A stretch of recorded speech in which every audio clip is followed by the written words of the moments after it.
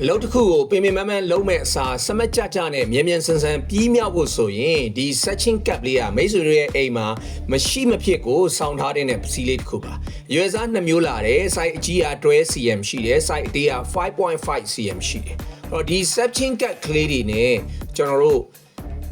ကြွေပြားတွေကြောက်ပြားတွေလေးလံတဲ့မှန်တွေကအစလွယ်ကူကူ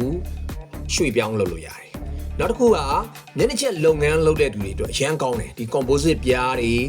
ဒီຢာတွေကိုကျွန်တော်တို့အလွယ်တကူမှားလို့ရတယ်ရွှေ့လို့ရတယ်လူရင်ကအများကြီးသုံးစရာမလိုဘူးကားဘော်ဒီနဲ့ပတ်သက်တဲ့ဟာလည်းဒီ searching cap လေးတွေအသုံးပြုလို့ရတယ်ကျွန်တော်တို့ချုပ်ကားဘော်ဒီဒီပိန်သွားတာတွေခြိုင်သွားတာလေးတွေကိုဒီ searching cap လေးသုံးပြီးတော့ပြန်ပြီး original အတိုင်းဆွဲထုတ်လို့ရတယ်ရန်သုံးဝင်တယ်အိမ်တိုင်းမှာဆောင်းထားတင်တယ်တချို့ပစ္စည်းတွေအားလုံးကိုလွယ်ကူကူနဲ့ကို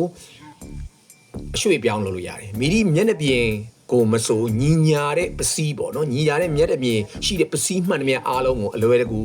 ရွှေ့ပြောင်းလုပ်လို့ရတဲ့ searching cap လေးတွေပါ USA 2မျိုးရှိပါတယ်စိတ်ဝင်စားလို့မှားခြင်းလို့ဆိုရင်ကျွန်တော်တို့ MDH ကိုအချိန်မီဆက်တွဲမှာနိုင်ပါတယ်ကျေးဇူးအထူးတင်ပါတယ်ခင်ဗျာ